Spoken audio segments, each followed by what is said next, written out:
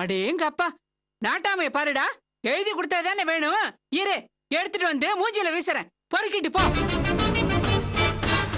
நவுறா.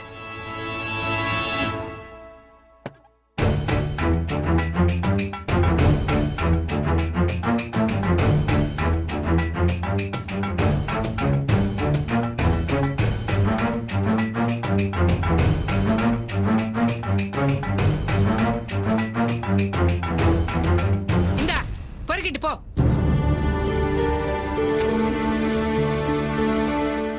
கஷ்டப்படுறவங்களுக்கு தான் அதோட அருமை தெரியும்.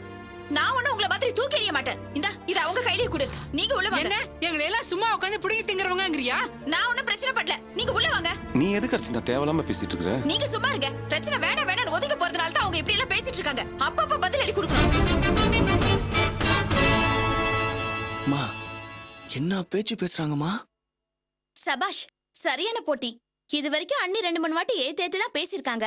ஆனா இன்னைக்கு அண்ணி வெளுத்து கட்டிட்டாங்க. போட்டேனே தெரியுமா? போடி. ரேவதி, நீ போய் அடுப்ப கவனி. அம்மா, வா வா. அம்மா, புள்ள பூச்சி மாதிரி இருந்துகிட்டு என்ன பேச்சு பேசுதுமா? சாது மிரண்டா காடு கொள்ளாதுன்னு சொல்லுவாங்க. அது இது விஷயத்துல கரெக்டா இருக்கு. நீ ஏன்டா அவளை பார்த்து மிரள்ற? இப்பதான் பத்திரம் நம்ம கைக்கு வந்துடுச்சே. அந்த செட்டு இனிமே நமக்கு தான். தைரியமா இரு. எப்படிமா பைனான்சியல் கிட்ட வாங்கின கடனை கட்டி வீட்டு பத்திரத்தை மீட்டுட்டா இந்த பத்திரத்தை திருப்பி கொடுத்துதானே ஆகணும்? அது என்னைக்குடா? அப்படியே பத்திரத்தை கொண்டு வந்தாலும் இந்த செட்டை எப்படி நமக்கு சொந்தமாக்கிக்கிறதுன்னு எனக்கு தெரியும்டா. இந்த செட்டு உனக்கு தான், கவலைப்படாத. உண்மையாவாமா சொல்ற? நிஜமா தாண்டா சொல்றேன். ஒரு ஜோசிக்காரன் உனக்கு அதிர்ஷ்டம் வரும்னு சொன்னான். ஆனா அது இந்த ரூபத்துல வரும்னு நான் கொஞ்சம் கூட எதிர்பார்க்கலடா. அப்போ அந்த ஷெட்டி நீ எனக்கு தானமா? கண்டிப்பா உனக்கு தாண்டா. சந்தோஷமாயிரு. ஐயோ போதுண்டா, நான் இந்த பத்திரத்தை கொண்டு போய் பத்திரமா வைக்கிறேன்.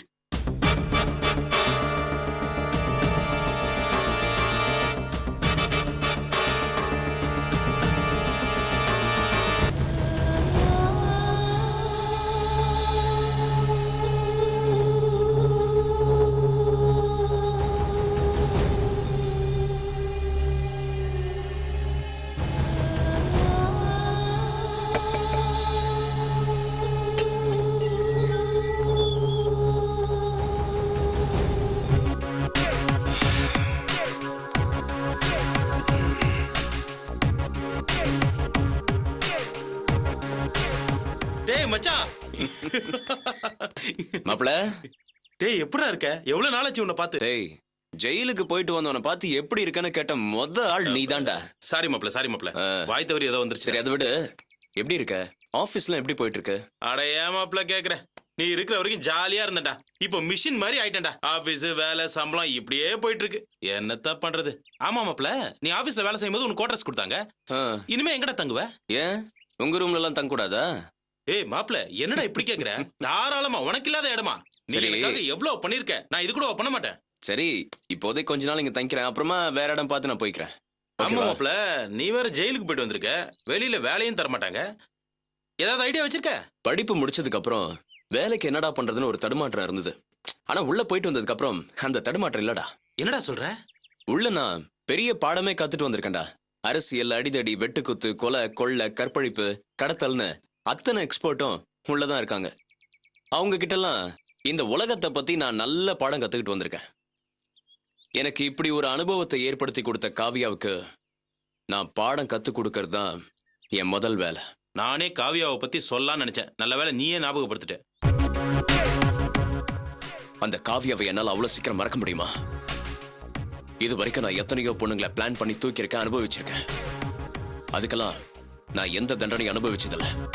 ஆனா இந்த காவியா விஷயத்துல ஏமாந்துட்டேன். அவளை அனுபவிக்காமலேயே தண்டனை அனுபவிச்சிட்டேன். அவ டிராமா பண்ணி என்னை கவுத்துட்டால, அதுக்கு அவளை நான் பழி வாங்காம விட மாட்டேன். அனுபவிச்சே தீருவேன்.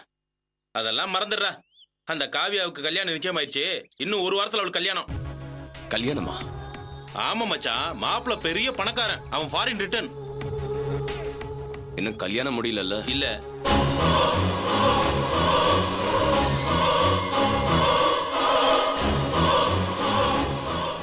அப்ப நான் சரியான நேரத்துக்கு தான் வந்திருக்கேன்.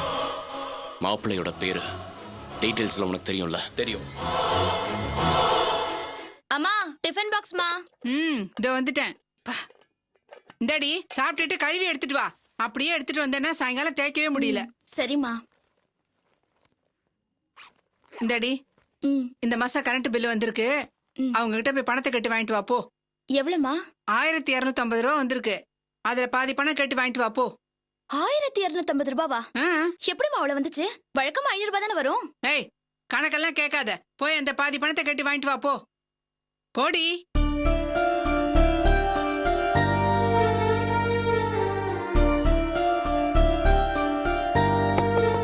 அண்ணி அண்ணி என்ன ராணி? கரண்ட் பில் கட்டணுமா? அம்மா பணம் கேட்டாங்க. கரண்ட் பில் எவ்வளவு வந்திருக்கு? 1250 ரூபா அண்ணி. 1250 ரூபா கரண்ட் பில் வந்திருக்கு. அவ்வளவு அதிகமாவா செலவாயிருக்கு?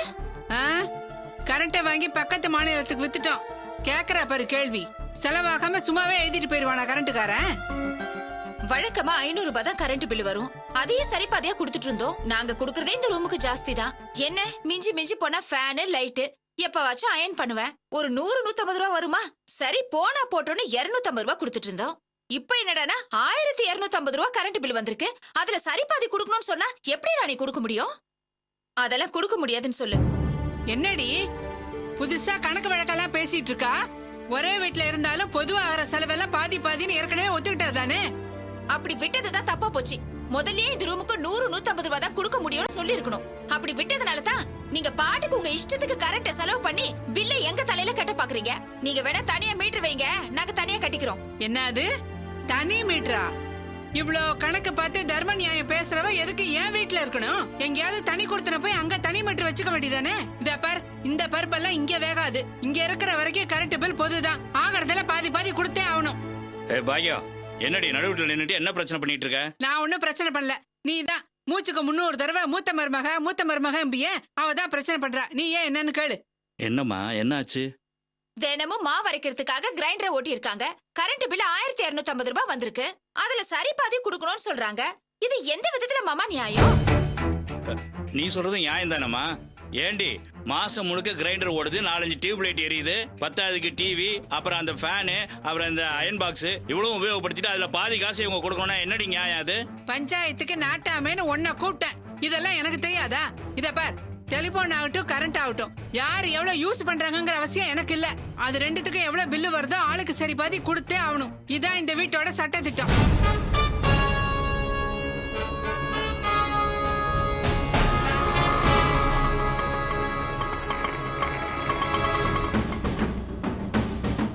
நீரு நான் போய் கூட்டு வந்தேன். முடியவே முடியாது. எங்களுக்கு அதிகமா போனா 100-150 ரூபாய் தான் ஆகும். அதுக்கு மேல ஒரு பைசா கொடுக்க முடியாது.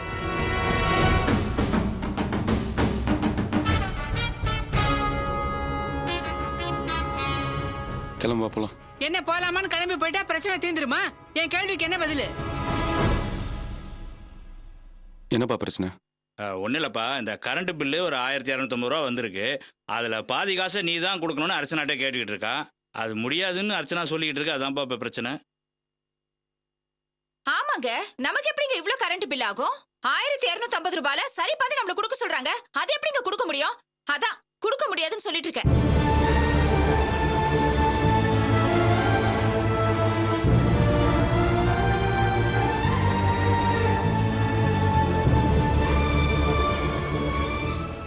சரி பாதி தானே, சரி கொடுக்குறேன்.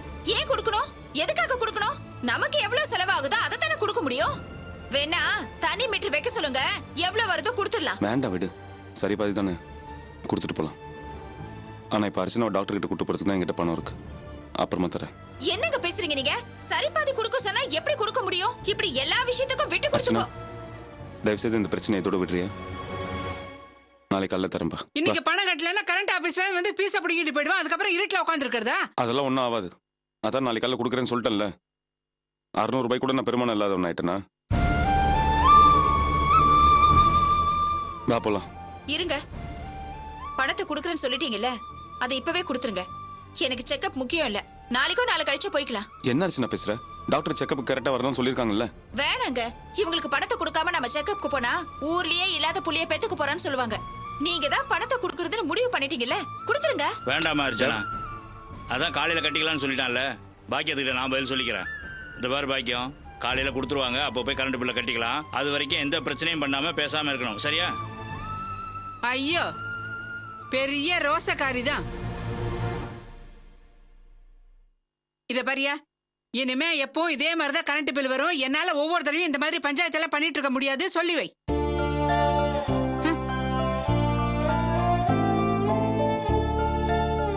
சரி வா. நீ ஏமா நிக்கிற? கிளம்பு.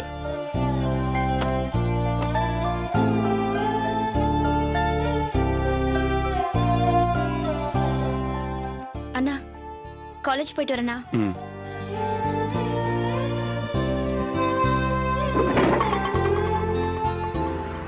போலாமாடா? அத்தை, என்னம்மா? அக்கா சொல்றதும் நியாயம் தானே அத்தை? கரண்ட்டை நாம தானே அதிகமா யூஸ் பண்றோம். நம்ம கிரைண்டர்லாம் யூஸ் பண்றதுனால தானே கரண்ட் பில் அதிகமா வந்திருக்கு. அதுல சரிபாதி கேக்குறது என்ன நியாயம் அத்தை? ஏமா, நான் இப்ப என்ன அவங்க கிட்ட அநியாயமா கேட்டுட்டேன்? நீ ஊர்ல உலகத்துல போய் பாரு, சின்னதா 10க்கு 10 தான் ரூம் இருக்கும். அதுக்கே எல்லாரும் 2000 3000 வாடகை கொடுத்துட்டு இருக்காங்க. இந்த வீடு என் பேர்ல இருக்கு, அவங்க நம்ம வீட்டுல தானே இருக்காங்க. நான் என்ன அவங்க கிட்ட வாடகை கேக்குறேனா? இல்ல இல்ல. அதுக்கு இதுக்கு எல்லாம் சரியா போயிடுமா? இதை பாரு, எப்பவுமே நான் அநியாயமா எல்லாம் கேட்க மாட்டேன், நியாயமா தான் பேசுவேன். நீ அத்தைய தப்பா நினைக்காத, வேலையை பாரு.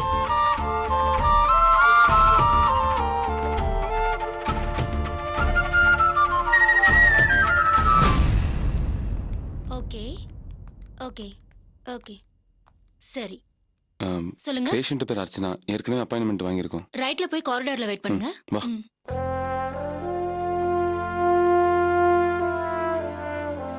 சரி, நீங்க கொஞ்ச நேரம் வெயிட் பண்ணுங்க. அது அப்படியே உட்கார். வா. ஏங்க உங்க பேர்? அர்ச்சனா. சரி வாங்க வெயிட் பார்த்தலாம். வா.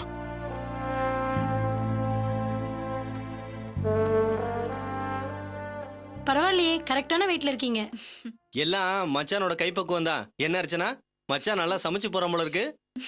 சரி கொஞ்ச நேரம் வெயிட் பண்ணுங்க.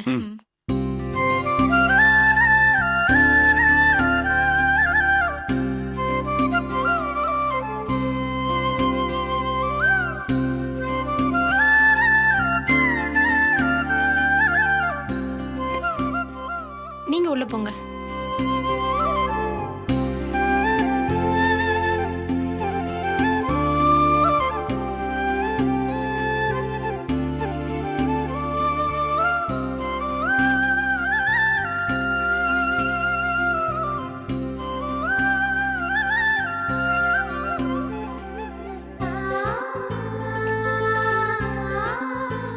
அர்ச்சனா நீங்க உள்ள போங்க. வா.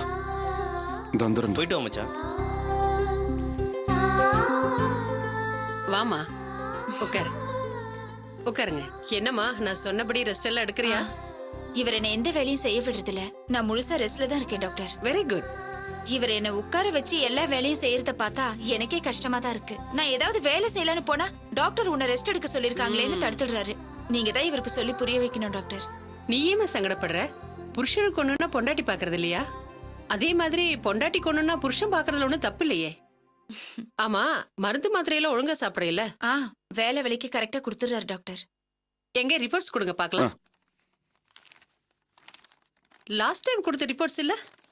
இல்லையே டாக்டர், நான் இந்த சீட்டு தான் கொண்டு வந்தேன். லாஸ்ட் டைம் கொடுத்த ரிப்போர்ட் இருந்தா தானே இப்ப இம்ப்ரூவ்மெண்ட் என்னன்னு செக் பண்ண முடியும். நீங்க போய் ரிப்போர்ட் எடுத்துட்டு வந்துடுறீங்களா? சரி, நான் ஆட்டோல தான் வந்திருக்கேன், நான் போய் கொண்டு வந்துடுறேன். சரி, போய் எடுத்துட்டு வந்துருங்க. அது வரைக்கும் வெளியில வெயிட் பண்ணுங்க, அப்புறமா செக் பண்ணிக்கலாம். சரிங்க.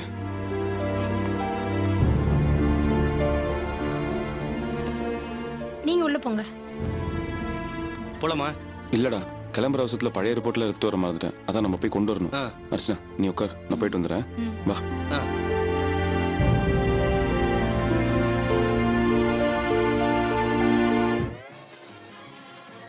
வாசு, நான் கிளம்புறேன். யோ, ரெடி ஆயிட்டியா? போலாமா? டைம் ஆகுது. ஏண்டி அங்கவஸ்திரம் தேடி எடுக்க அதுக்குள்ள ரெடியா புடியான்னு வந்து கத்திக்கிட்டு இருக்க? உனக்கு அயன் பண்ண சட்டியா அதிகம், இதுல அங்கவஸ்திரம் எதுக்கு? வா, டைம் ஆகுது, போலாம். என்னுடைய பர்சனாலிட்டிக்கு அங்கவஸ்திரம் போட்டா எடுப்பா இருப்பேன்னு சொல்லி தானே கடுப்புல இப்படி பேசுற. இந்த மாதிரி ஏற்கனவே நம்ம 2 பேரும் அப்படி சேர்ந்து போகும்போது என் பர்சனாலிட்டிக்கு நீ ஈக்குவலா இல்லன்னா ஜனங்கள்லாம் அரசல் புரசலா பேசிக்கிறாங்க. ஆ? ஆ. ஆ. பையனும் மருமகளும் வீட்டுல இருக்காங்களே பாக்குறேன். இல்லன்னா உன்ன அவ்வளவுதான். என்ன வா, பண்ணுவ? டைம் ஆகுது போலாம். இரு ஃபைனல் டச் அப் பண்ணிட்டு வந்துடுறேன். சொன்னா கேட்க மாட்டிய வயசான காலத்துல. அம்மாடி ரேவதி, அத்தை சொல்லுங்க அத்தை. நாங்க விசேஷத்துக்கு போயிட்டு வந்துடுறோம். சரிங்க அத்தை. வாயா போதும். இதோ வந்துட்டேன்.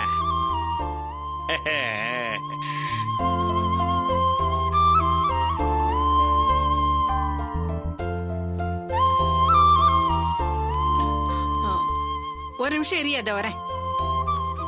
அம்மாடி ரேவதி, என்ன அத்தை?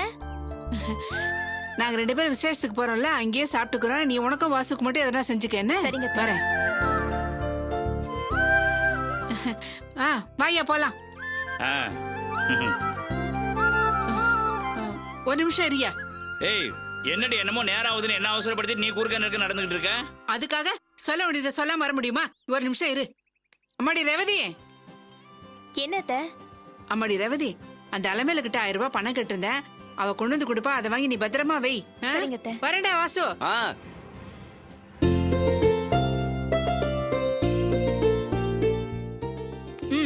வாயா போலாம்.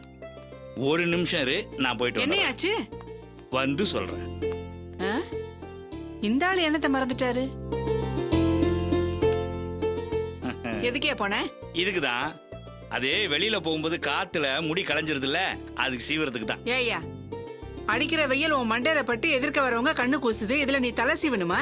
ஏய் அந்த வெளிச்சத்துல தாண்டி நீயே ஜொலி ஜொலிக்கிற. நட நட.